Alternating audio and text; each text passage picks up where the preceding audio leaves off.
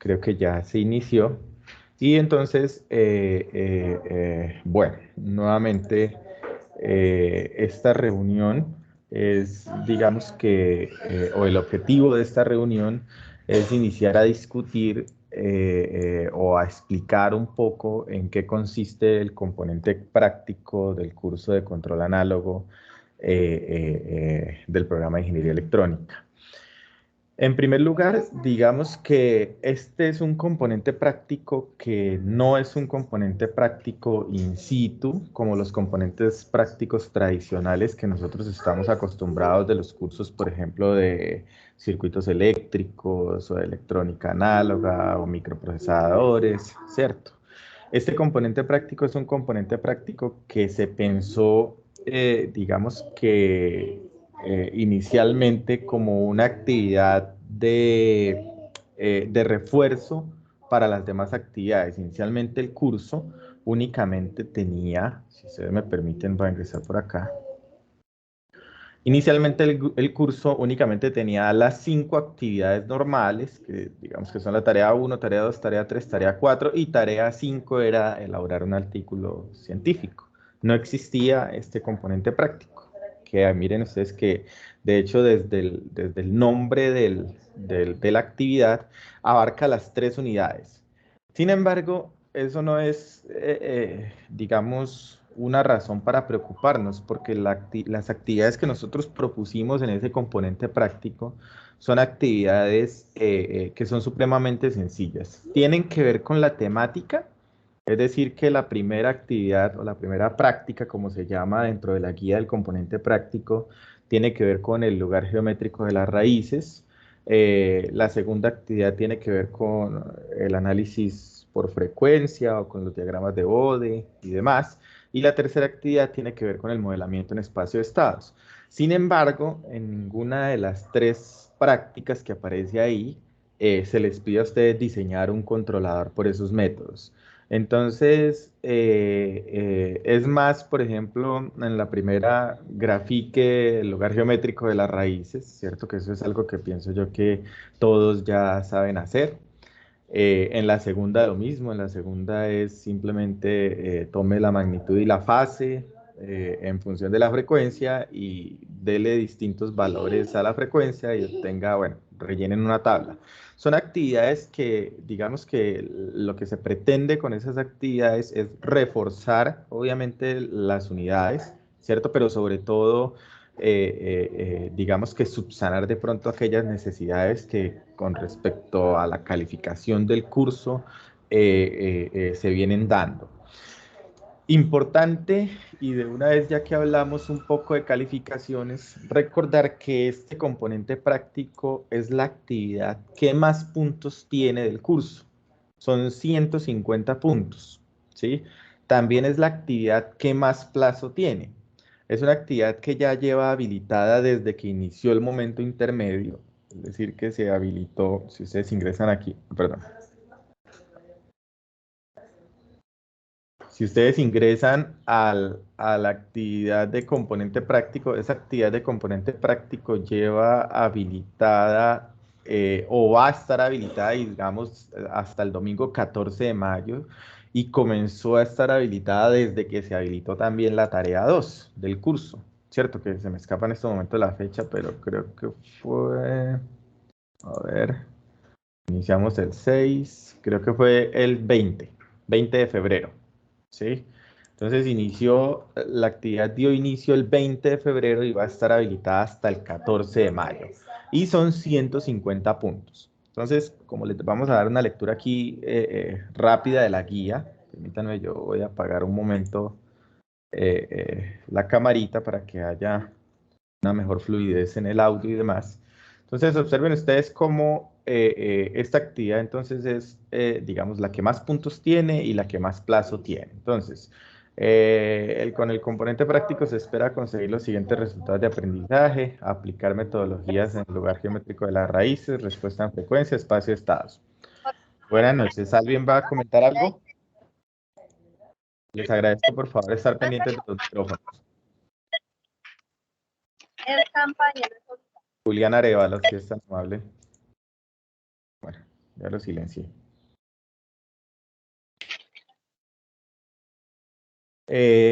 La descripción de la actividad. Entonces, es una actividad con apoyo TICS, es una actividad independiente, por favor, esto es muy importante, es una actividad digamos, de carácter individual. Cada uno de ustedes va a realizar su propio trabajo y esto es importante porque ahorita vamos a ver pues digamos que yo tengo que seleccionar algunos valores y ya nos pasó el periodo inmediatamente anterior en donde pues esos valores podía ser cualquier número y todos resultaron con los mismos números, entonces pues eso tampoco es aconsejable. ¿Listo? Entonces lo que debemos tener en cuenta es que en primer lugar la actividad es individual y pues que se espera como tal resultados diferentes para cada uno de ustedes. ¿Listo? La actividad, el principal objetivo digamos, de la actividad es utilizar o aprender o reforzar, pues, nuestros conocimientos sobre la herramienta MATLAB, ¿cierto? Aplicada particularmente a las tres temáticas que mencionamos hace un rato, ¿cierto? Esta que es la primera actividad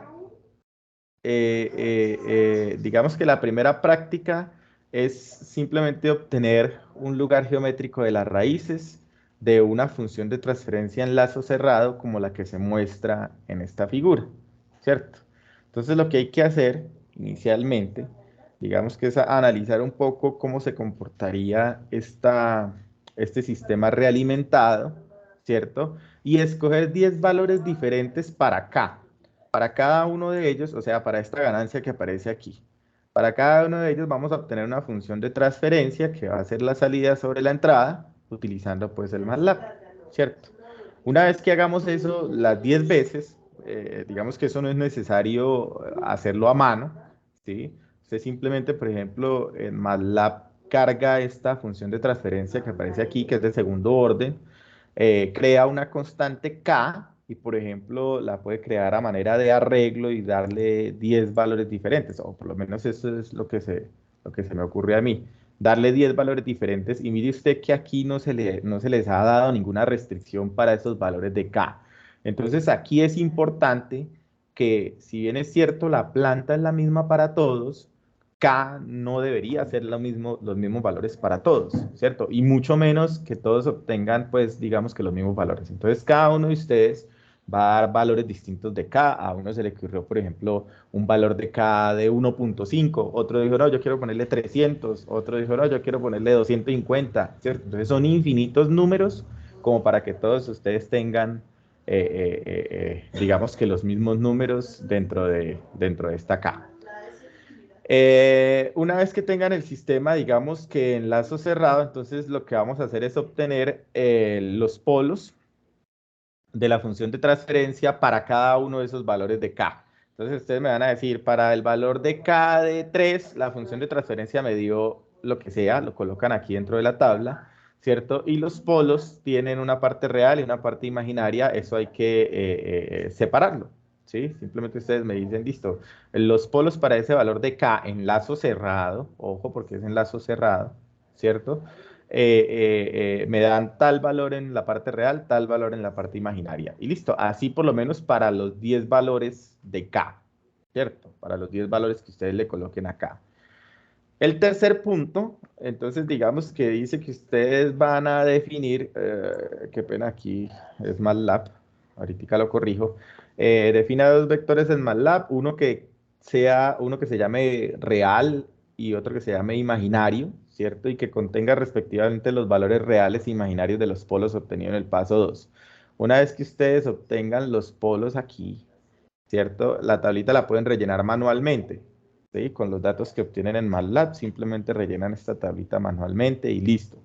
Pero dentro del MATLAB deben quedar dos vectorcitos, uno con la parte real y otro con la parte imaginaria de cada uno de esos polos que ustedes encuentran. Posteriormente, entonces, lo que hacemos es graficar esos puntos, graficamos real versus imaginario. Ustedes colocan la grafiquita, digamos que en forma de asteriscos o en forma de X, como lo quieran colocar. Y lo que estamos haciendo hasta aquí es, digamos que obtener el lugar geométrico de las raíces, digamos de forma manual, ¿verdad? Recuerden que el lugar geométrico de las raíces se obtiene para variaciones distintas de una ganancia, ¿cierto? Entonces yo puedo variar esta ganancia, ¿cierto? Y pues en lazo cerrado, es lo que voy a estar haciendo es que voy a estar obteniendo, pues digamos que el lugar geométrico de las raíces, pero de forma manual. La idea es que comparen ese resultado que ustedes tienen con el lugar geométrico de las raíces obtenido con la función RLocus, que debería darnos, bueno, pues se supone que debería darnos un resultado similar y ya lo que queda aquí es describir lo que ocurre pues con el resultado que ustedes obtuvieron. Yo tengo por acá en MATLAB un ejemplo, no estoy seguro si se observa, creería que sí, ¿verdad? Se está Sí, sí, observando. tutor, Sí, sí se señor. observa. Listo, entonces observen ustedes que ni siquiera son 10 ganancias. Puse aquí un número de ganancias, ¿sí? Creé un arreglito y le puse ahí distintos valores, 2, 6, 8, 10.5, 325.2, 56. Pues ustedes pueden colocar cualquier valor que se les ocurra, lo pueden colocar aquí, ¿cierto? Entonces, nuevamente, como la actividad es individual, se espera que estos valores de ganancia sean distintos. La planta, ya quedamos claros, la planta es la misma para todos, ¿sí?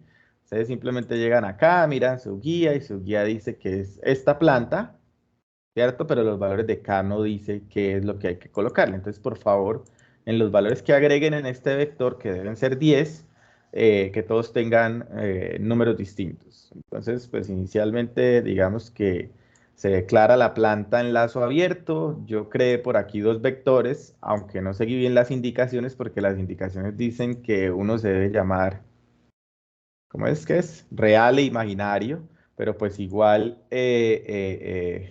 pues digamos que eso es lo de menos, ¿sí? Creé dos elementos o dos arreglos vacíos y luego lo que voy a hacer es que, digamos que voy a crear mi función de transferencia en lazo cerrado, ¿cierto? Pero multiplicando cada ganancia que yo tengo guardada aquí, ¿cierto? Entonces voy a arrancar, digamos, con la primera, cuando i vale 1, arranco con este 2, ese 2 lo multiplico por mi función en lazo abierto, que es g, ¿cierto? Y luego la realimento con una ganancia h de 1, ¿cierto? Entonces hago la realimentación, luego obtengo los polos y los ceros de esa función g1 en lazo cerrado.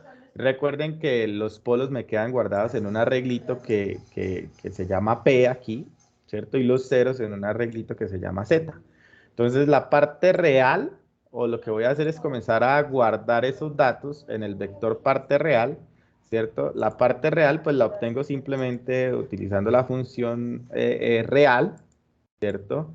De P1, ¿cierto? Porque recuerden que, bueno, esto va a ser un vector, pero como este sistema es de segundo orden y digamos que cuando nosotros hallamos los polos aquí nos vamos a dar cuenta que son complejos conjugados, entonces en ese orden de ideas la parte real y la parte imaginaria o el valor de ambos polos en la parte real va a ser igual, pero en la parte imaginaria digamos que la diferencia va a ser que uno va a ser positivo y el otro va a ser negativo. ¿Cierto? Entonces, en ese orden de ideas, digamos que yo estoy tomando el primer polo y estoy guardando ahí mi parte imaginaria, ¿cierto? Hasta ahí, nada raro. Lo que he creado son los dos vectores, ¿cierto? Esto me va a arrojar unos valores ahí dependiendo del valor de K que yo haya seleccionado. Y lo único que quedaría haciendo falta por acá es, digamos, que hacer la gráfica de cada una de esas funciones, pero pues esa parte no la agregué. Pero pues ya con lo que tengo, digamos que lo que quedaría pendiente aquí es evaluar el lugar geométrico de las raíces para cada G1 que yo declare, ¿cierto? O sea, para el G1 con un valor de K2, para el G1 con un valor de K, perdón, eso lo podemos hacer, digamos que inicialmente para esta función de acá, ¿verdad? que es lo que va a hacer automáticamente, es hacer esas variaciones.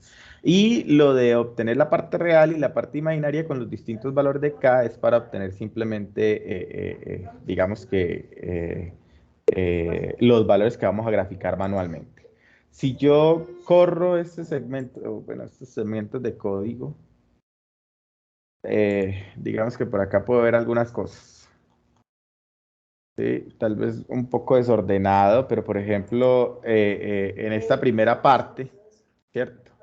Aparece mi función de transferencia G de lazo abierto. Si ustedes observan, digamos que si la quiero observar cómo va quedando cada vez que paso por aquí, creo que lo único que estoy mostrando son esta parte real y esta parte imaginaria. Entonces, primero vamos a observar cómo cambia G.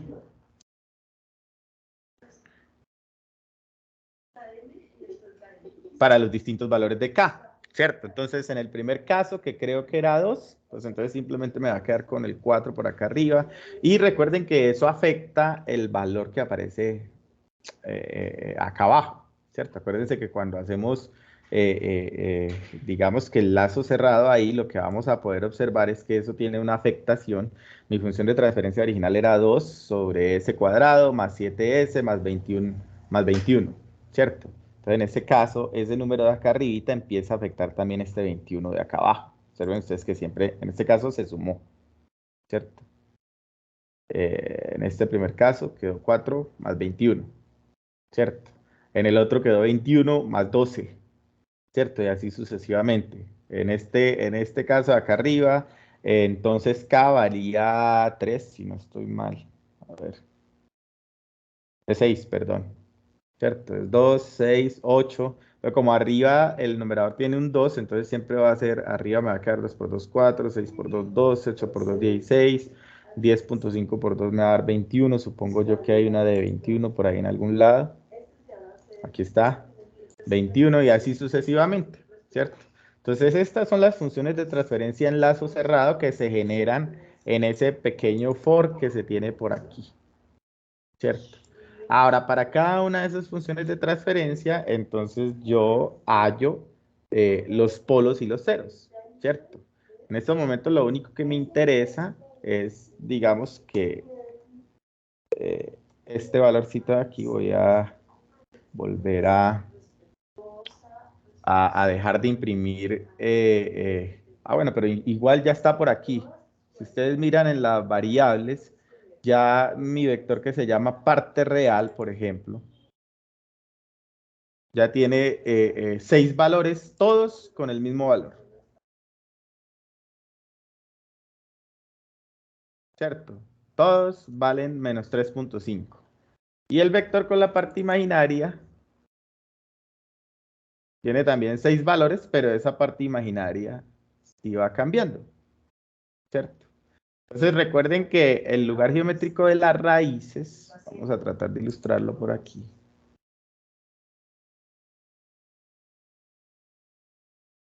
Voy a tratar de ilustrarlo de la mejor manera posible.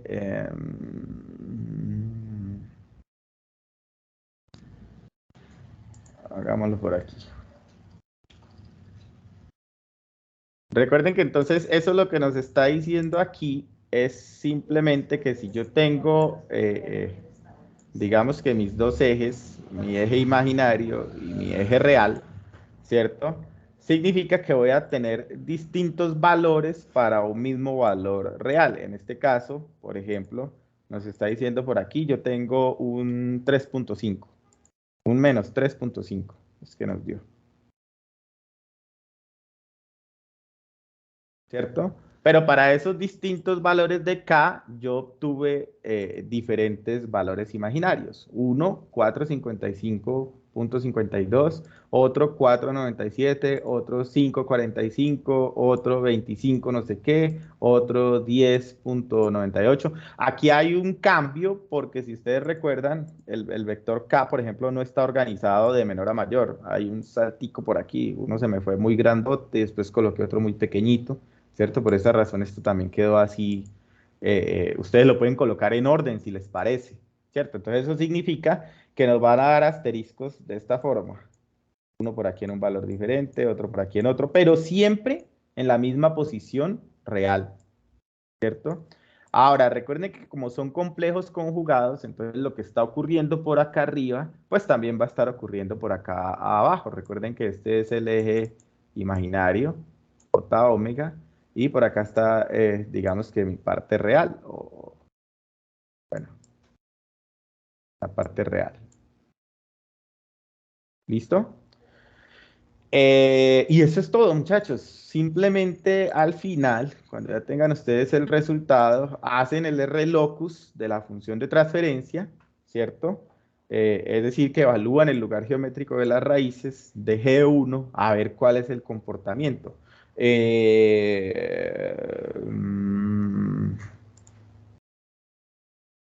A ver cuál es el comportamiento, ¿listo? No sé si hasta ahí haya alguna duda o inquietud. Realmente es un ejercicio, digamos que súper simple, no tiene como mayor grado de dificultad. No hay que diseñar controladores, ni hacer la geometría de los ángulos, ni nada de esas cosas, sino simplemente, digamos que jugar un poquitico ahí con el concepto del lugar geométrico de las raíces. Tutor, buenas noches. Wilson, sí, señor. Tutor, por favor, y la función R locus, entonces también toca hacerla 10 veces para cada vez que se multiplique la planta por K. Buena pregunta. ¿Ustedes qué opinan? Si quieren, ensayemos. Pues ahí como lo Entonces, tiene, solo sería una vez por lo que le tiene el arreglo ahí diseñado. pero, por ejemplo, ¿sobre cuál la hacemos? Por ejemplo, sobre G en lazo abierto, sobre G1 se está sobreescribiendo. G1, digamos que no es un arreglo. G1 llegó, tan, se calculó la primera vez, ¿cierto? Y yo puedo hacer R locus para esa G1. O puedo hacer R locus para la G1 cuando I valga 2 o cuando I valga 3. Entonces, podemos hacer varios ensayos. Si ustedes quieren, yo creería que es sobre esta. ¿Sí? Intentemos así a ver qué pasa.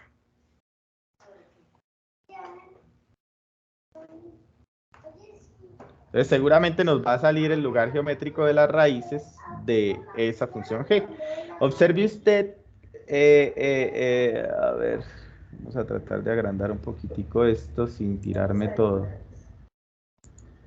Digamos que la ubicación de este polo, ¿cierto? Comienza en menos 3.5, que es exactamente el mismo valor que yo ya tengo. Y las variaciones, si yo comienzo a desplazarme por acá arriba, observen ustedes que comienza a desplazarse la parte imaginaria con el valor de la ganancia, ¿cierto? Entonces, eso es lo mismo que yo estoy haciendo allá, aumentando la ganancia, la parte real se mantiene, ¿cierto? Pero la parte imaginaria comienza a cambiar. Obsérvese que es exactamente lo mismo que hicimos allá, para valores distintos de ganancia.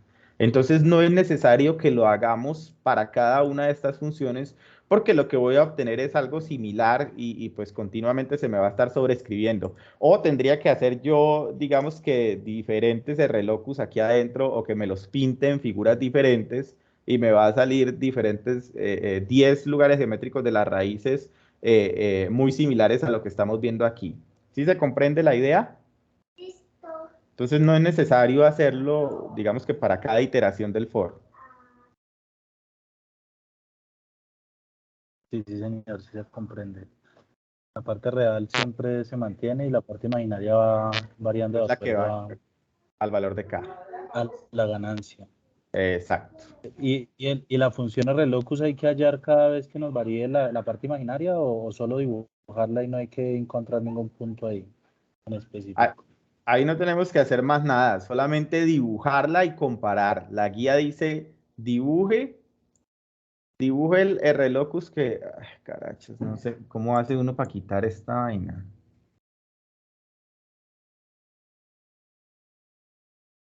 No me deja ver lo que hay aquí. Bueno, La guía lo que dice es obtenga el lugar geométrico de las raíces con la función RLocus, ¿cierto? Y compare el resultado con la gráfica del paso 4. La gráfica del paso 4 es esta, ¿cierto? Obviamente pues yo no la he hecho, aquí esa sería la partecita que falta, pero pues aquí están declarados los vectores, el vector real y el vector imaginario. Ahora recuerden que la parte real pues siempre es un mismo vector con todos los mismos valores, ¿cierto? Pero la parte imaginaria sí ha estado cambiando. Entonces, si ustedes grafican eso, eso nos va a dar, y si lo hacen como yo lo tengo aquí, que tengo solamente la parte positiva, ¿cierto? Entonces eso me va a dar simplemente esta parte de acá arriba. Si yo guardo también los valores negativos, pues me va a dar la parte de abajo del lugar geométrico de las raíces que no grafiqué. ¿Listo? Lo que vamos a observar es que mis punticos que yo coloco aquí, cuando grafico los vectores,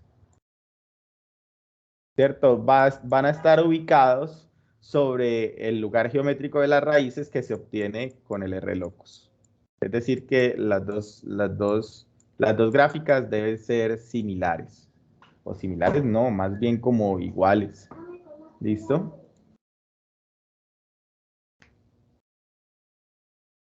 Sí, señor, muchísimas gracias. Bueno, vean, jóvenes.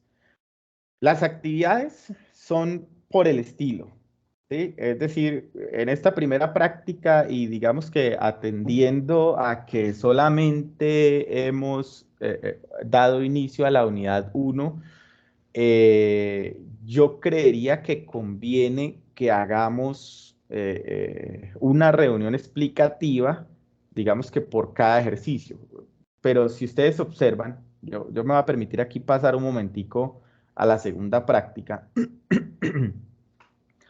Si ustedes observan en la segunda práctica, digamos que lo que hacemos es, recuerden ustedes que Laplace, en Laplace el operador S, digamos que es J por omega, ¿verdad? Es este valor. Esto es lo que diferencia, digamos, que la transformada de Laplace de la transformada de Fourier, ¿cierto? Simplemente que, digamos que en Laplace nosotros estamos trabajando con unos valores que son polinómicos, ¿sí?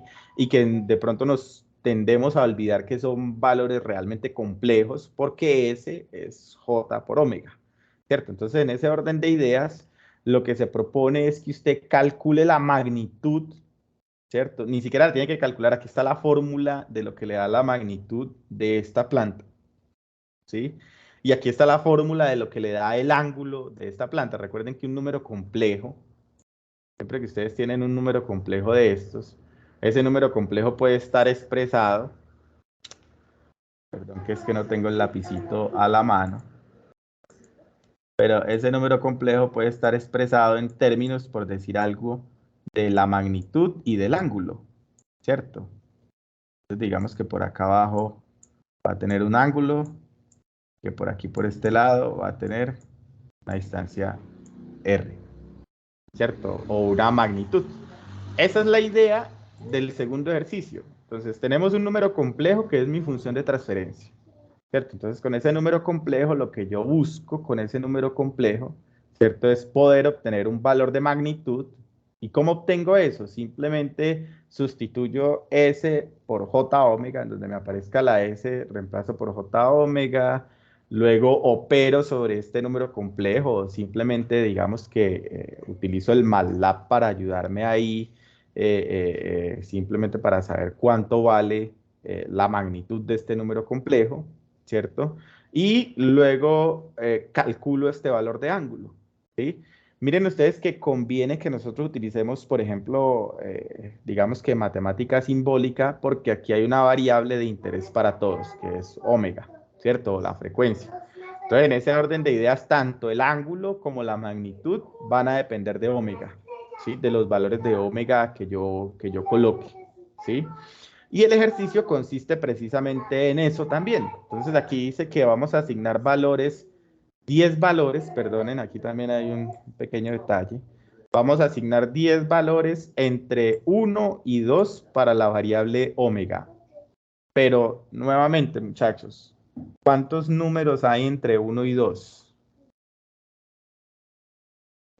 digamos que son infinitos los números que pueden haber entre 1 y 2. Ustedes pueden utilizar 1.23, 1.34, 2.57, o sea, son infinitos números los que existen entre 1 y 2, como para que todos me salgan con 1.1, 1.2, 1.3, 1.4, 1.5, 1.6, 1.7, 1.8, 1.9 y 2. O sea, esa es, digamos que la solución trivial y ahí digamos que les voy a indicar de una vez que en términos de, de la revisión de esta actividad, le voy a pedir a los tutores que sean bastante incisivos en ese tema, en tratar de verificar que cada uno de ustedes tenga sus propios valores.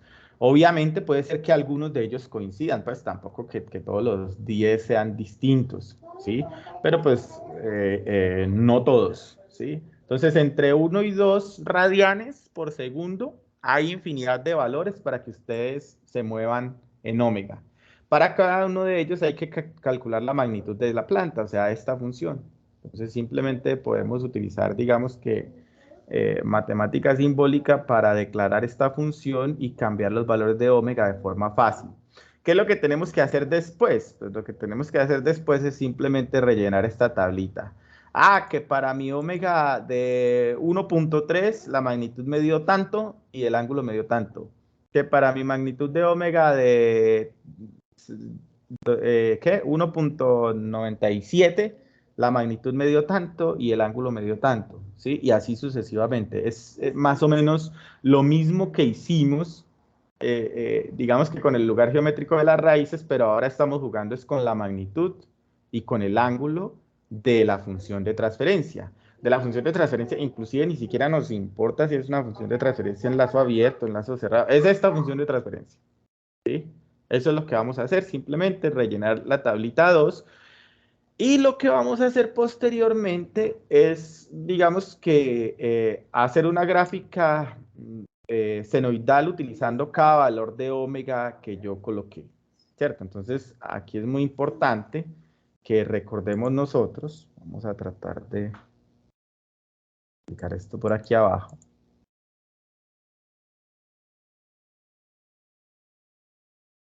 Senoidal o cosenoidal, dice ahí.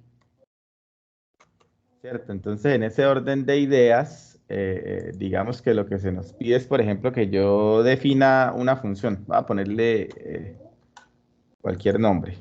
Pongamos que y de t. ¿Cierto? Y voy a decir que esa y de t es un valor a por el coseno de omega por t más un ángulo que voy a llamar, creo que por aquí puedo utilizar, que voy a llamar por decir algo phi. ¿Dónde está el phi? Phi. Listo. Entonces, noten ustedes que aquí nos dice que es para distintos valores de omega, ¿cierto? Entonces, lo que vamos a hacer es que para cada valor de esa variable omega, lo que voy a hacer es elaborar una gráfica de tipo cosenoidal en MATLAB con la respectiva magnitud y ángulo de la tabla 2. Entonces, usted me dice, vea, cuando yo puse omega igual a 1.24, la magnitud me dio, qué sé yo, 3.4. Estoy inventando valores, ojo ahí. Y el ángulo phi me dio, qué sé yo, digamos que menos 50. ¿Cierto? Entonces la función que debo graficar, entonces va a ser y de t, es igual a 3.4 por coseno de 1.24 por t menos 50. Esto lo puse, digamos que aquí en grados. ¿Cierto? Entonces, esta es la que debería graficar. O sea que, ¿cuántas gráficas de coseno debo hacer? Pues si son 10 valores de omega, pues deberían haber 10 gráficas de coseno, ¿cierto? Entonces aquí se sobrescriba encima de cada gráfica una señal senoidal de magnitud 1. O sea, grafico esta y también grafico una y original, voy a colocarle y0 de t, ¿cierto? Que va a ser simplemente un coseno. Bueno, aunque aquí no indica así, Una gráfica de una señal senoidal de magnitud 1 tomando como referencia la misma omega y sin ángulo de desfase. Entonces, en ese caso sería 1.24 por t de magnitud 1. Entonces, estas dos deben quedar en la misma gráfica 10 veces. Y aquí sí, lo que vamos a hacer es que vamos a obtener un resultado, digamos que más o menos así. Vamos a ver. ¿Cierto? Entonces, y de 0, que es este valor, ¿sí? Es una señal cosenoidal que va entre 0 y 1, ¿cierto? En este caso vamos a decir que por aquí tengo 1 y por aquí tengo menos 1 y mi señal cosenoidal tiene esta forma. Perdonen pues ahí lo torcido del dibujo. Esta sería mi y de 0 que yo llamé por acá. Y lo que voy a empezar a ver es que para distintos valores de omega va a haber distinto valor de amplitud y distinto valor de ángulo de desfase, o sea que esta señal va a comenzar a achicarse en el eje Y, ¿cierto? Acá tenemos el tiempo, en el eje de magnitud, y también va a comenzar a variar su frecuencia aquí, porque miren que esa omega, en este caso, digamos, a pesar de que está...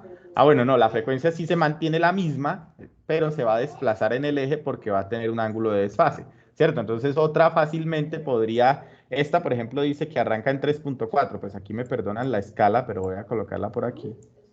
Digamos, voy a decir que esto es 3.4 y por acá tengo un menos 3.4 y que está desfasada menos 50 grados. Entonces esa señal va a tener que correrse, ¿cierto? Un valor determinado de grados, es decir, que voy a obtener algo así. Coloquémosle otro color. Y vamos a ver que esa señal arrancaría, por ejemplo, por acá. Llega hasta por acá abajo, ¿cierto? Y tiene más o menos la misma forma, bueno, más o menos la misma forma, ¿cierto? Que la otra señal, solamente que oscila entre una magnitud distinta y tiene un desfase, ¿cierto? Con la señal original. Esto lo vamos a obtener 10 veces, ¿cierto? Esta de aquí sería la y esta de acá sería la Y0. Una vez por cada valor de omega, una vez por cada valor de magnitud y de fase, ¿cierto? Que yo obtenga. Entonces, lo primero que vamos a hacer es diligenciar la tabla con estos valores, ¿cierto? Y el segundo punto, pues, es simplemente hacer las 10 gráficas, ¿cierto? Ahora bien, el cuarto punto, digamos que solamente hace referencia a investigar un poco, consultar un poco y con las propias palabras de cada uno de ustedes, digamos que explicar lo que es un diagrama de Bode. ¿Listo? Esa es la segunda práctica, no tiene, digamos que tampoco ¿cómo se dice? Un grado de complejidad muy grande. Ustedes van a ver que cuando empecemos a ver diseño de compensadores, me disculpan, pero yo no alcanzo a ver ni escucho nada cuando levantan la mano. Entonces, si me quieren o si quieren preguntar algo, pueden abrir el micrófono e interrumpir. Me acabo de dar cuenta que José Alejandro tiene la mano levantada. Entonces, claro, hombre. Sí, señor, una pregunta con relación a, digamos, a los puntos de la práctica 1 y 2. Esas gráficas las podemos representar ahí en MATLAB, ¿verdad? Sí, claro, es en MATLAB. Bueno, ¿no dice la guía? A ver. Sí. Bueno, esta primera parte dice MATLAB, tales. La segunda también dice MATLAB. Sí, aquí dice tipo cosenoidal en MATLAB. Sí, claro, es en MATLAB. Ah, listo, profe. Es que, Listo. Para el caso de este ejercicio, yo todavía no he hecho un ejemplo, ¿cierto?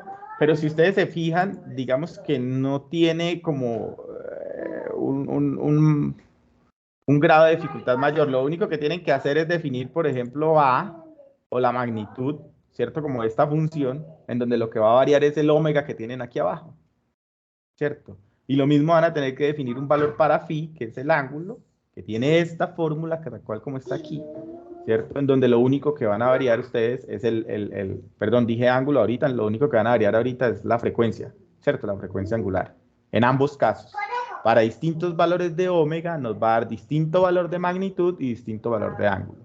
Una vez que tengan eso, digamos, completo para los 10 valores, diligencian la tablita y hacen la gráfica. Siempre colocando la gráfica que se obtiene con estos valores, enfrentándola a una cosenoidal, digamos, de magnitud 1 y sin ángulo de fase, ¿cierto? Que es más o menos lo que dijimos que sería este Y0 que aparece aquí. Con la misma frecuencia, con magnitud 1 y sin ángulo de fase. Y la otra sí es con la magnitud que obtuvieron, con el ángulo de fase que obtuvieron y con la frecuencia que dieron. ¿Listo? En la guía dice cosenoidal, ¿sí? Y bueno, la otra dice una señal senoidal. De pronto aquí, pues digamos que las comparaciones entre seno y coseno conviene hacerlas igual. Pero pues, digamos, si usted me le pone a ambas seno, acá arriba seno y acá abajo seno, no pasa nada. Yo creo que se obtiene el mismo resultado. Pero para poder hacer la comparación del ángulo de desfase sí conviene que ambas sean iguales. Entonces creo que aquí la guía tiene un detallito.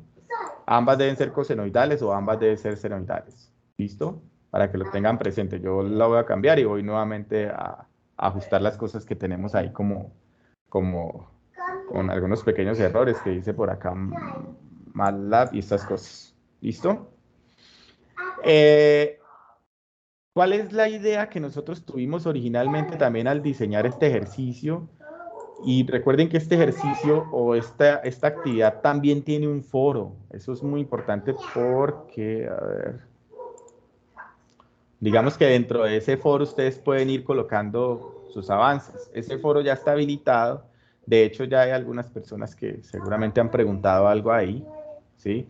Pero ese foro ya debería estar habilitado por todos los tutores. Yo me aseguré de ello, ¿cierto? Ya todos los tutores y mi persona, todos habilitamos el foro del componente práctico. Y como ustedes pueden observar, pues como es una actividad que es excesivamente simple y sencilla, lo que conviene es que vayan adelantándola lo más que puedan, ¿sí?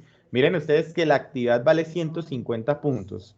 O sea que solamente con que ustedes hagan, por ejemplo, la práctica 1 y la práctica 2, ya, y si eso les queda bien, ya ahí tienen 100 puntos, que son inclusive más puntaje que lo que cualquier actividad del momento intermedio tiene, porque recuerden que las actividades del momento intermedio,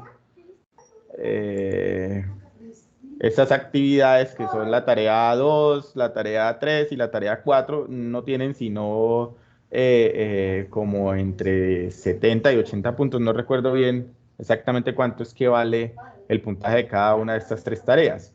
Pero con solo hacer 2 prácticas de las de acá abajo, que no son gran cosa, ya ustedes tendrían 100 puntos, ¿sí?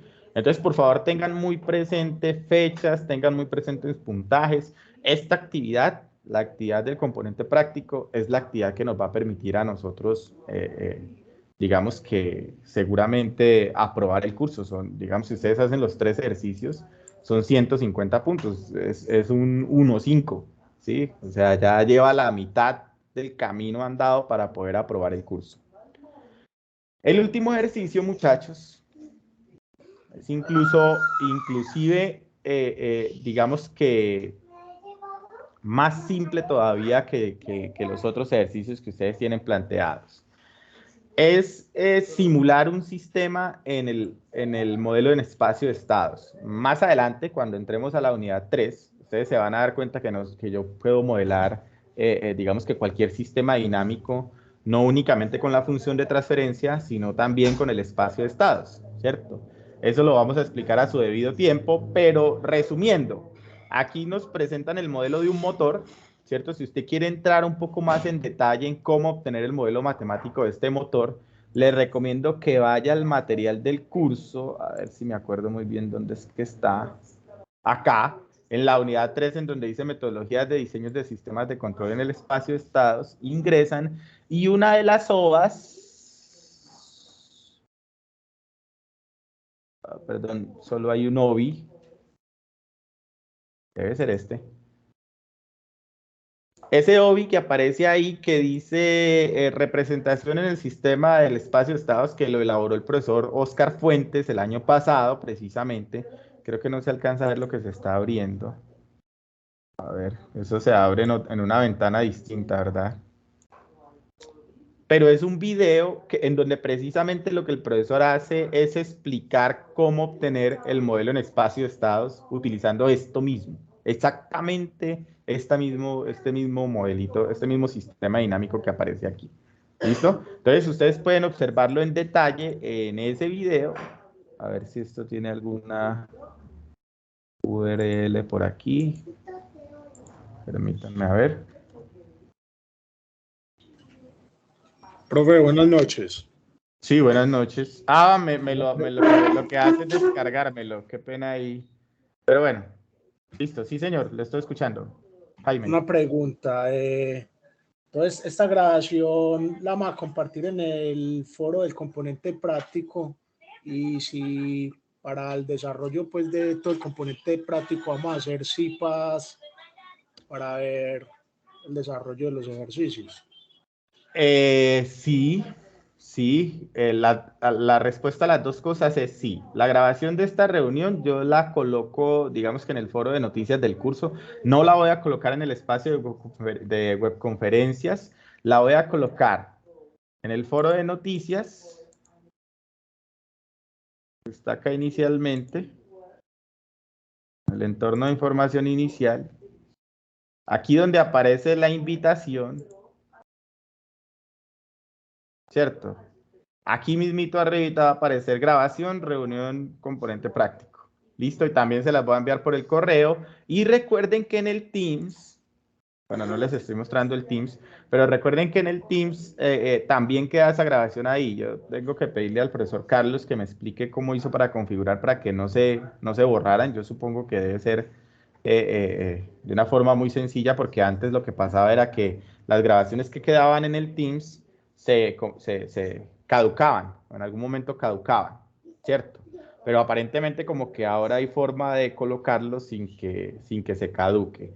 Ahora, el semestre pasado, lo que hicimos fue que cada tutor que se encargó de cada unidad, por ejemplo, el profesor Carlos, les envió a ustedes un video corto o les va a enviar un video muy cortico en donde también explica ese mismo ejercicio del componente práctico, ¿cierto? El profesor Eduardo Jaramillo y el profesor, se me escapa el nombre del otro tutor, Jimmy, no, ¿cómo es que es? Bueno, el profesor Eduardo Jaramillo y el otro tutor que están encargados de la parte de frecuencia envían un video corto también explicando esta parte. De hecho, esos videos ya están construidos, ¿sí? Ya están hechos, es simplemente que ellos lo compartan. En el canal inicial, por ejemplo, del profesor Carlos, y en su momento, a ver,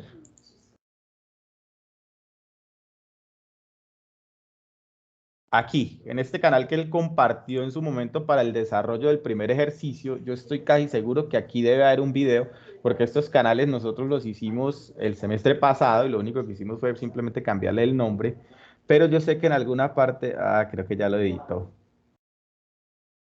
Bueno, sí, ya lo editó porque aquí aparecía la explicación ¿cómo se llama? Del componente práctico. Sin embargo, pues yo le voy a pedir a los tutores que cada uno de ellos haga una explicación muy breve de cómo se construyen. Miren, estos ejercicios no tienen un grado de dificultad, digamos que supremamente sencillo. Los realmente complicados, o bueno, no complicados, sino de mayor cuidado, son las actividades de momento intermedio en donde usted debe diseñar el controlador. O sea, ya no simplemente coloque una ganancia aquí, sino coloque un compensador aquí, ¿cierto? Y garantice que ese compensador cumpla con unos criterios de diseño, ¿listo? Me voy a referir a la última práctica rápidamente, digamos que para abarcar las tres cosas. Entonces, el modelo en espacio-estados de este motor, tal cual como aparece aquí, está descrito aquí. Aquí están las ecuaciones diferenciales, ¿cierto? En donde una variable de estado es la corriente del inductor y la otra es la velocidad angular, ¿cierto? La velocidad angular, o mejor dicho, el giro del motor, ¿sí? Entonces lo que se hace es obtener, digamos, con estos valores que aparecen aquí, menos 1.875 y la primera variable de estado, que sería la corriente, ¿cierto? Entonces eso es lo que aparece acá en la primera fila. Y este 0.0125 es lo que aparece para la segunda variable de estado, que es la velocidad angular o la derivada del desplazamiento, pues, ¿cierto? Las matrices que obtengo son estas, ni siquiera tienen que calcularlas, aquí están las matrices, ¿sí? Entonces lo que yo puedo hacer es ir al MATLAB y cargar estas matrices y crear el modelo en espacio de estados. ¿Cómo se hace eso? Yo tengo un ejemplo, lastimosamente el ejemplo que tengo no es del mismo modelo, pero sigue la misma lógica. Es un circuito RLC, ¿cierto? Entonces declaro los valores de R, de L y de C y declaro las matrices A, B y C. Por ejemplo, en este caso, si quisiéramos modificar las matrices A, B, C y D, yo podría colocar las que están aquí en la guía, de una vez colocarle el valor.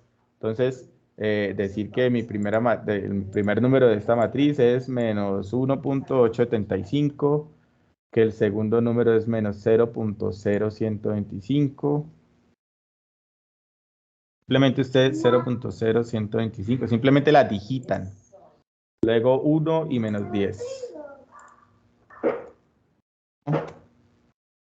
Y menos 10. Ahí tengo a A. Ya está declarada A. ¿Cierto? Luego B dice que es 1.25 y 0. Entonces, lo mismo. 1.25 y 0. Luego C dice que es 0.1, tal cual como está ahí. Y luego D dice que es 0. ¿Cierto? Entonces, lo que se hace aquí es que yo tengo un modelo en el espacio de estados. Ahora bien, si yo quiero hacer la primera parte, digamos que me tocaría quitar esta parte, ¿cierto? Lo que hago es crear el espacio de estados. Para eso utilizo esta función SS, ¿cierto? En donde él crea un espacio de estados utilizando la matriz A, B, C y D, que está aquí arriba, ¿cierto? Y hago el escalón o evalúo la respuesta al escalón unitario de ese modelo en espacio de estados, que es la primera parte del ejercicio.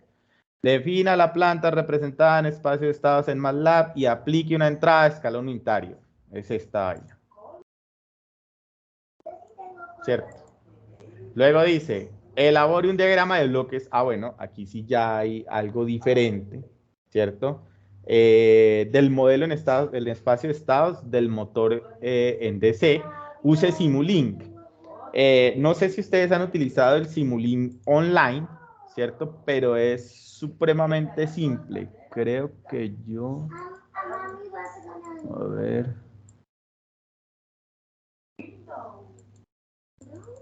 No estoy seguro.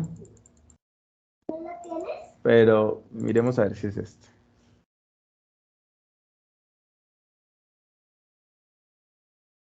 Permítame a ver si le da la gana abrir el Simulink.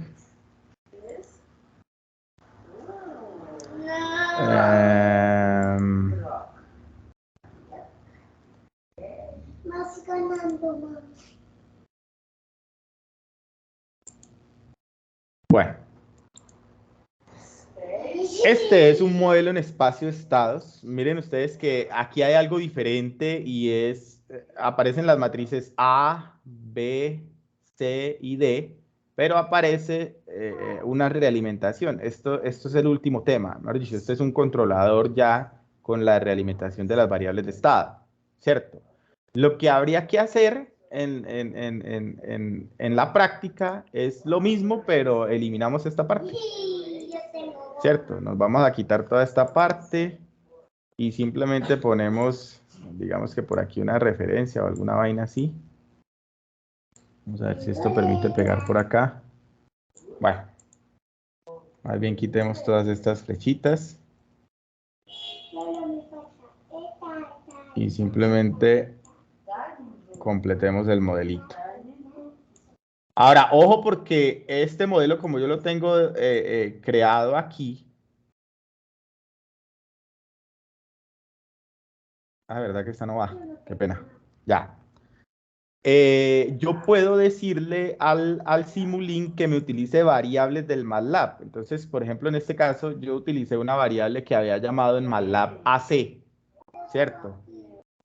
Por acá utilicé una variable que había llamado DC, pero usted también puede colocar la matriz. Es decir, si la guía dice, vea, la matriz A es esto, entonces usted se viene al Simulink y dice, ah, bueno, como tengo que declarar mi matriz A, pues simplemente la escribo aquí, ¿cierto? Simplemente, ve qué carajos pasó.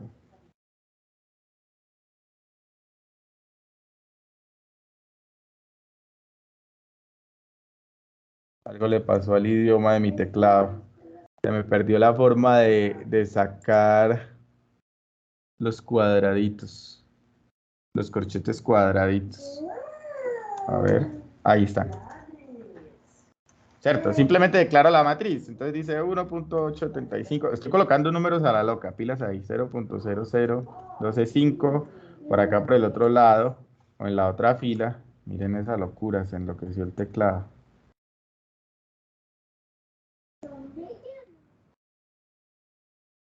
Y debería ir es un punto y coma, ¿cierto?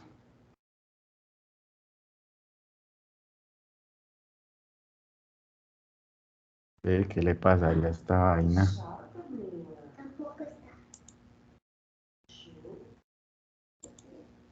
Bueno, aquí deberíamos colocar la matriz tal cual como ya la coloqué. De hecho, creo que me la puedo tomar de MATLAB. Vamos a ver. Exacto. Puedo coger esto de aquí y llevarlo directamente al Simulink que lo hice. Simplemente voy aquí, vuelvo y abro esto y digo que eso es esta matriz. Ahí está. Ya la tengo sin necesidad de utilizar la que estaba por allá, sino la que declaré, simplemente eso lo coloco ahí. Y miren ustedes que este modelo obedece a una ecuación en el espacio de estados. ¿Cuál es la ecuación en el espacio de estados? Entonces, la ecuación en el espacio de estados, o el modelo en el espacio de estados, obedece, digamos, a X punto. Digamos que lo que vamos a colocar aquí es X, o bueno, la derivada de X. Marquémosla así, X', ¿cierto? Va a ser igual a una matriz A por X, más una matriz B por la entrada, que es U, ¿cierto? Y la salida, Y, va a ser igual a una matriz C por X, que son las entradas, más una matriz D por U. Este es un modelo en espacio de estados, ¿cierto? Entonces recuerden que esto es una derivada. La derivada de las variables de estado es igual a la matriz de estados por el vector de estados más B por U. Esto más adelante lo van a ver en detalle, ¿sí? O lo vamos a ver porque el que está encargado de esa unidad soy yo. Pero si ustedes se fijan, fácilmente yo puedo llevar esto a una representación en bloquecitos. Entonces, por ejemplo, si arranco a decir, si arranco diciendo que tengo por aquí, digamos, un integrador. Ni siquiera necesitaba hacer el berraco. Si arranco diciendo que tengo un integrador y que por un lado entra X punto, o la derivada de X, ¿cómo fue que le puse? X comilla. Por el otro lado, ¿qué sale?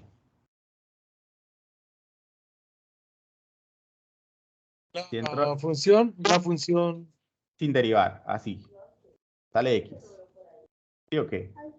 Entonces, si arranco por esa partecita, me voy a dar cuenta entonces ahora que X punto debo construirla multiplicando A por X y sumándole B por U, ¿cierto? Entonces yo debo tener una entrada en alguna parte, que voy a llamar U, ¿cierto? Esa entrada va a llegar a un bloquecito que voy a llamar B, y luego va a pasar a un sumador.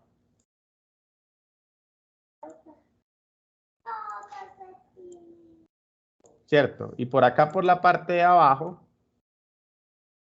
entonces voy a tener un bloquecito que voy a llamar A, y simplemente ¿qué le voy a llevar a ese bloquecito A? Las X. Estas son mis X.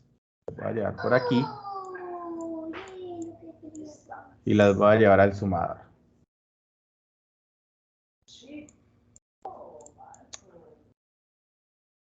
¿Cierto? Entonces, ¿qué tengo? X por A eso le voy a sumar con U por B. ¿Qué obtengo ahí? La derivada de X, ¿cierto? En este caso lo que sale de este sumador es X punto, ¿cierto? Hasta ahí la primera ecuación está bien fácil de representar. Digamos que lo único que hice fue una entrada, multiplicarla por la matriz de entrada, que se llama de hecho la B. Luego a eso le sumo las variables de estados multiplicada por la matriz de estados, ¿cierto? Y eso me da la derivada del vector de estados. Ahora bien, mi salida va a ser C por X, entonces simplemente me voy por acá al final. Y aquí donde tengo las X, agrego otro bloque de estos.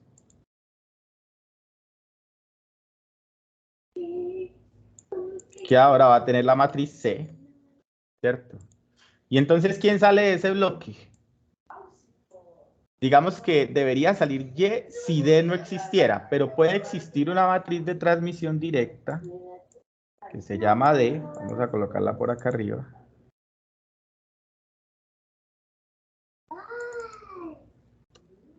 Una matriz D que afecta directamente a la entrada. Entonces, desde la entrada se me va a multiplicar por D, ¿cierto? Y eso lo vamos a llevar a un sumador, a otro sumador.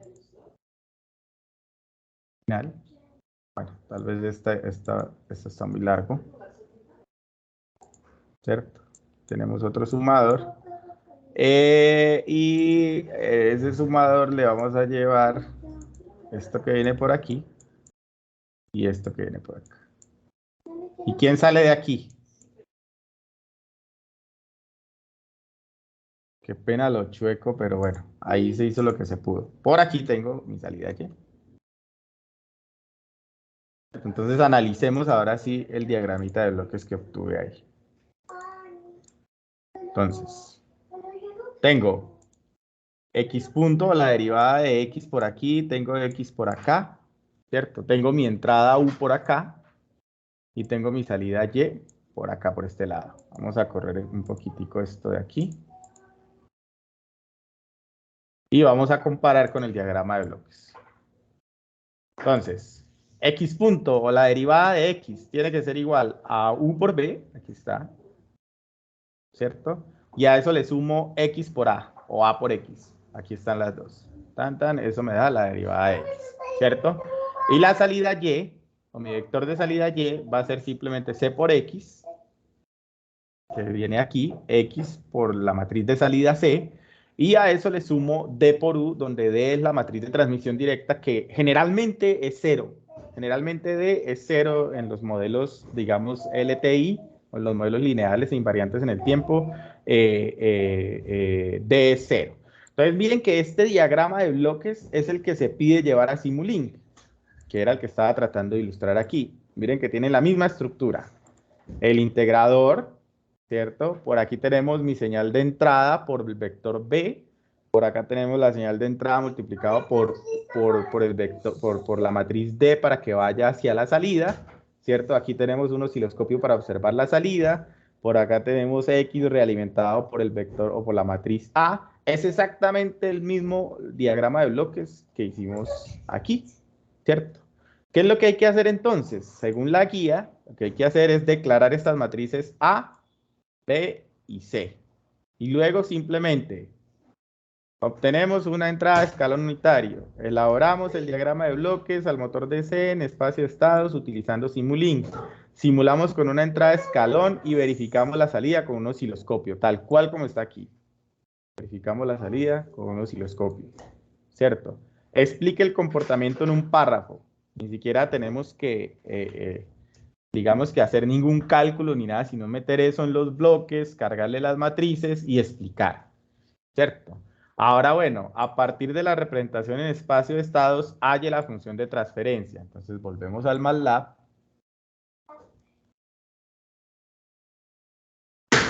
Y luego de que ustedes tengan la función, el modelo en espacio de estados, pueden utilizar este método o esta función, SS to TF. Voy a escribirla por aquí.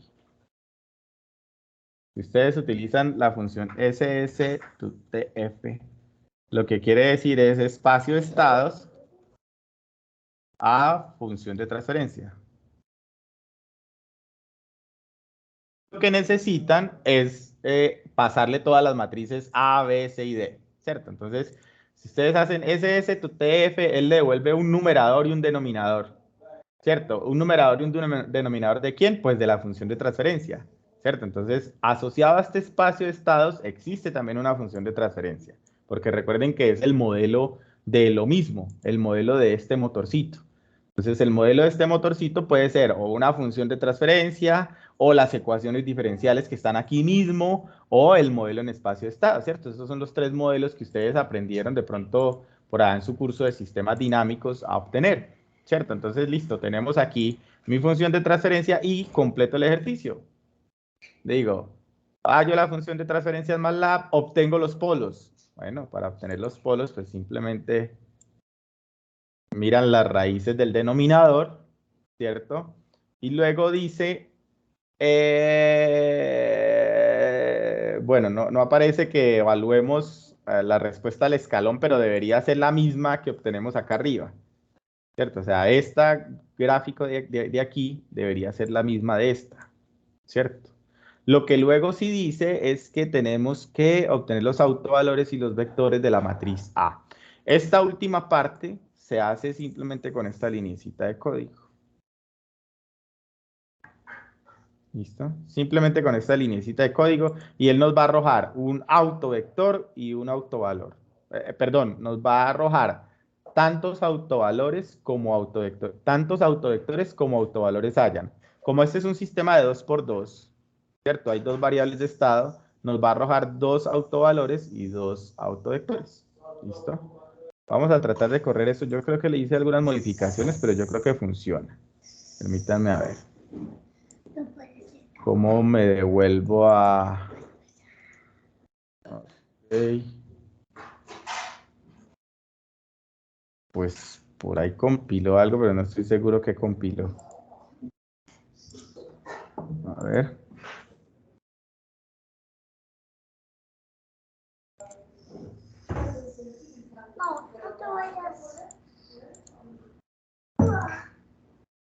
Ah, ya.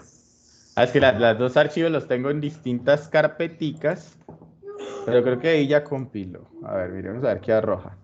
Debe estarme arrojando la respuesta, en este caso, la respuesta del segundo sistema, ¿verdad?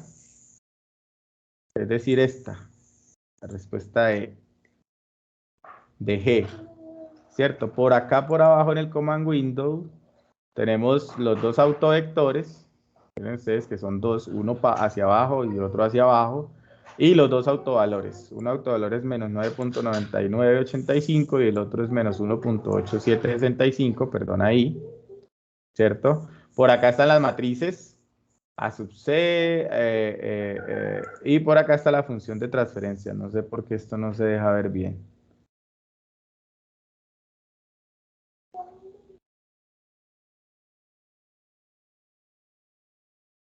Estoy disminuyéndole en tamaño un poquito.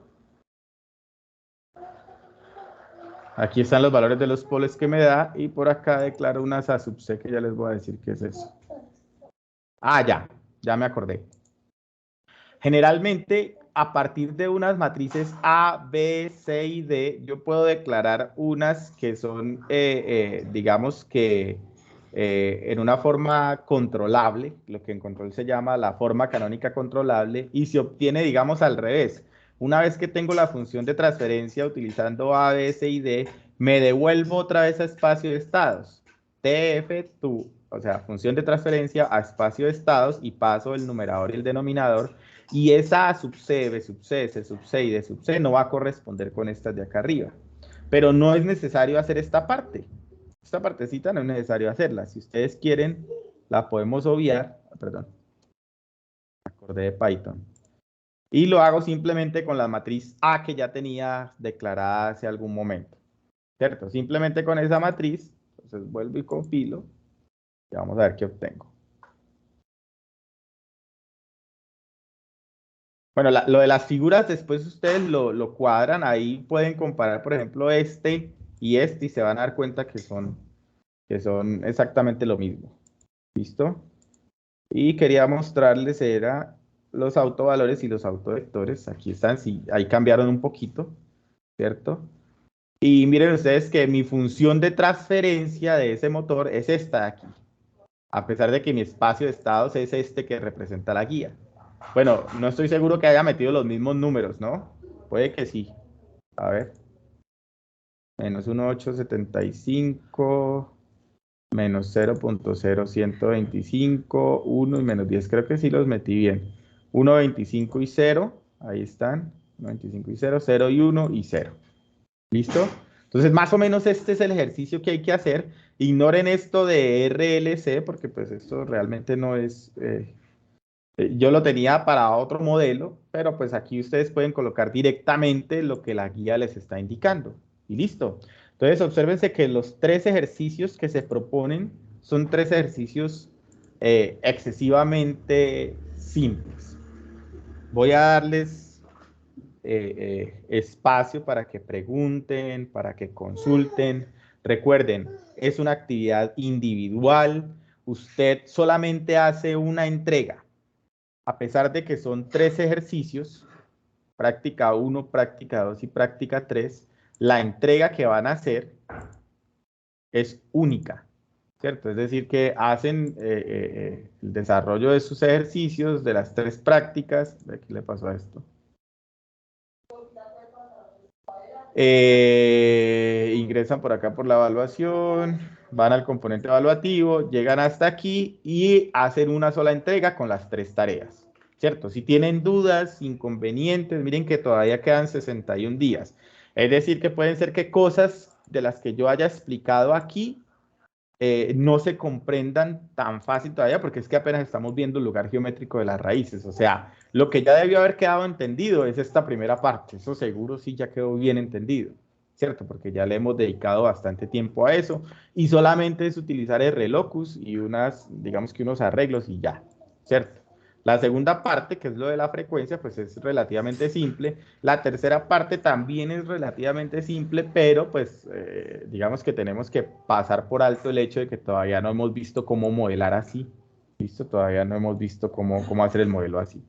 Creo que hay gente que tiene la mano levantada. Recuerden que no veo quién es. A ver. No logro ver quién es. Me aparece dentro de... Ya, Arbey. Tutor, buenas noches. Buenas noches, Arbey. Una consulta, bueno, teniendo en cuenta lo que su merced dice, digamos, ahora podríamos de pronto empezar con la práctica 1, ¿sí? Digamos, en ejemplo. Pero digamos, ustedes en algún momento, bueno, cuando se inicie la siguiente unidad, después Sí. ahorita del 19, de pronto ustedes nos hacen la explicación, digamos, el tema de la actividad como tal, de la actividad de la unidad y la actividad del componente De la práctico. práctica. Digamos ustedes un ejemplo, que en un mes, un ejemplo para la actividad de la unidad. Digamos ustedes, digamos, se puede dedicar, no sé, 15 días, digamos, a la actividad y digamos, el otro tiempo a la práctica. O sea, me hago entender. Digamos, Sí. porque a veces, digamos, un ejemplo, se vence el 15 de abril la actividad, ¿sí? Pero, o sea, lo que me refiero yo es como para ir haciéndolo paralelamente, pero que no se nos acumule, digamos, tanto la actividad como el componente, ¿sí? Digamos que uno lo hace más fácil, digamos, como ahorita tenemos lo de las raíces, digamos, así como en caliente, pues uno puede hacer la actividad, porque, digamos, si hacemos la segunda práctica, cuando vayamos por allá en la unidad 3, pues no vamos a acordar del tema, ¿sí me hago entender? Sí, sí le comprendo perfectamente. Y lo que usted dice, bueno, ya ahorita alguien había preguntado algo similar. El profesor, digamos, nosotros nos distribuimos las 3 unidades entre los 3 tutores que habíamos estado, digamos, que históricamente asociados al curso. En mi caso, digamos que yo tengo la temática de realimentación de espacios o modelamiento, pues, o diseño de sistemas de control en espacio de estados. Carlos tiene el tema del lugar geométrico de las raíces. Entonces, lo que vamos a hacer es que cada uno de nosotros va a hacer un pequeño ejemplito para cada una de las prácticas, ¿cierto? Y esos son lo que vamos a compartir a ustedes. Aunque fíjese que si usted por ejemplo, ingresa y revisa este video, lo que hay que hacer ya se compartió aquí, ¿cierto? O sea, Simplemente ustedes van y revisan la parte en donde les mostré este primer codiguito que aparece por aquí, que ya se me perdió. A ver. El que aparece como práctica 1, ¿ve? ¿Qué se me hizo? Creo que esto me cambió de carpeta. Bueno, yo acabo de mostrar un codiguito hace un rato, ¿cierto? Y no tiene, digamos que mayor grado de dificultad. Sin embargo, y la recomendación que hace Arbey también es una recomendación para todos, conviene que vayan haciendo las cosas en el tiempo que es. Entonces, si hay una práctica de la unidad 1, deberían tratar de hacerla en este tiempo. Miren que la actividad no es compleja, es decir, que no les va a tomar, yo dudo mucho que les tome un día pues sentados, ¿sí? A diferencia de las actividades propias de la unidad, que generalmente son 2 plantas, ¿cierto? Y a cada una de esas 2 plantas diseñele un controlador. Entonces, y el porcentaje, ¿cómo le diríamos? La relación entre puntaje y tiempo que van a tener que dedicar es mucho más beneficiosa en esta actividad de componente práctico, ¿sí? Porque digamos que ustedes ya saben cómo graficar un lugar geométrico de las raíces y que les tome una sentada de unas 2 horitas, con eso ya tienen 50 puntos, casi lo mismo que vale la actividad, que sí por lo menos son unas sentadas de varios fines de semana y de varios días para poder lograr que el compensador funcione de forma adecuada y demás, y revisar toda la matemática que hay alrededor de eso, ¿sí? Entonces, una recomendación sí es que cada uno de ustedes vaya haciendo las actividades a la par del desarrollo de las unidades. ¿Listo? ¿Alguien más? Tutor, buenas noches. Oscar, sí, señor. Ahorita nos comentaba que el tutor Carlos tenía material respecto al laboratorio, pero que había editado su canal. De pronto usted le puede sugerir que si lo tiene no lo vuelva a compartir Sí, claro. porque dice usted que está bien enfocado hacia el tema del laboratorio. Permítame a ver si yo logro, a ver si el profe, es que creo que él está como en otra institución también, sí. Nos toca ver mejor dicho, yo hoy le esculco el canal al hombre y yo también tengo uno, a ver, yo no sé cómo hacer para ver, permítanme.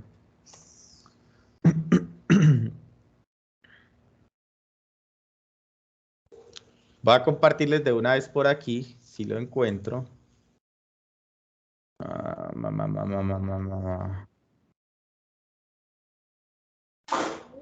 Si lo encuentro. El que compartí el semestre pasado. Permítanme a ver. Práctica 3. Este es del semestre pasado. Los valores de la planta cambiaron, pero les puede ir sirviendo. ¿Sí? Les puede ir sirviendo. Entonces, este es un video, miren ustedes que es un video corto. Este lo grabé, creo que esto lo grabamos nosotros sin estudiantes. Creo que estábamos solos. Sí. Entonces, es un video explicativo de 22 minuticos en donde se hace la carga de estos elementos en el MATLAB, en el Simulink, y digamos que eso es lo mismo que ustedes tienen que hacer. Entonces, se los voy a compartir ya mismo a través del chat. Pero yo pienso elaborar otro, digamos que con los valores que tiene actualmente la actividad. ¿Listo? Pero el ejercicio es el mismo. ¿Sí? Y lo mismo Carlos también tiene uno así y Edward también tiene uno así. Entonces yo me voy a permitir buscarlos los que ya tenemos y se los voy a compartir en un correo electrónico. ¿Listo? Y sin embargo le voy a pedir el favor nuevamente a los profesores que grabemos uno nuevito. ¿Listo? Pero en definitiva, digamos, entre la guía del semestre pasado y esta, lo único que ha cambiado son valores. Es decir, ya creo que ya cerré la guía. A ver, vuelvo y la abro. Entre la guía del semestre pasado y esta, lo único que cambiamos nosotros, digamos, fue los valores, esta función de transferencia, ¿cierto? Aquí también esta función de transferencia cambió. Por acá los valores de cada uno de estos elementos también los cambiamos, ¿cierto? Entonces, para que ustedes lo tengan presente, ¿listo? Pero el video o los componentes que aparecen, pues seguramente les van a servir los mismos, ¿listo?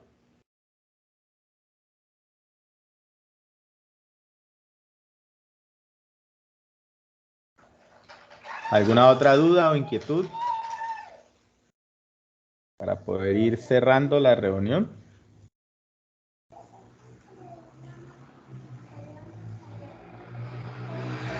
No, señor, todo muy claro.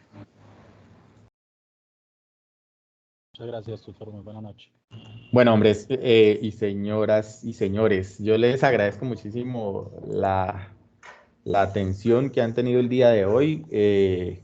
Espero que realmente les sirva las indicaciones que se han tratado de dar aquí y recuerden, pues, digamos, nosotros los tutores participamos en el diseño del curso y digamos que inicialmente, ustedes saben que este es un curso en donde pues hay que hacer una aplicación de un desarrollo matemático fuerte y demás, y de pronto eso en algún momento desanima a las personas y tenemos, digamos que un índice de mortalidad bastante alto históricamente hablando, ¿sí? Entonces, con el afán de subsanar esa situación, se diseñó precisamente esta actividad. Es una actividad muy sencilla. Mire que a pesar de que el curso es de control analógico, en esa actividad no se está haciendo control, simplemente estamos modelando en espacio-estados, calculando unas magnitudes, unas fases y ya, no estamos controlando realmente, ¿sí? Entonces, en ese orden de ideas, la invitación es que le paren bolas a esa actividad del componente práctico, porque tiene un buen número de puntos y un grado de dificultad medio. Digamos que no es tan difícil como las otras 3 actividades del momento intermedio. Entonces, la invitación es a que vayan adelantando lo mejor que puedan esta actividad, obviamente sin descuidar las del momento intermedio, pero por ejemplo, pues esta ya es una recomendación, digamos, de tipo personal.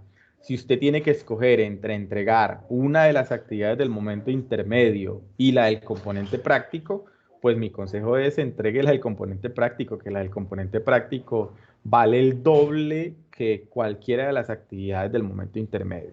¿Listo? Es decir que si usted la entrega bien desarrollada, o los tutores o los profesores seguramente les vamos a poner 150 puntos, que ya es un buen porcentaje del puntaje de la asignatura. ¿Listo? Entonces, nada, me despido de ustedes. Voy a dejar por aquí la grabación ya. Y nuevamente muchísimas gracias.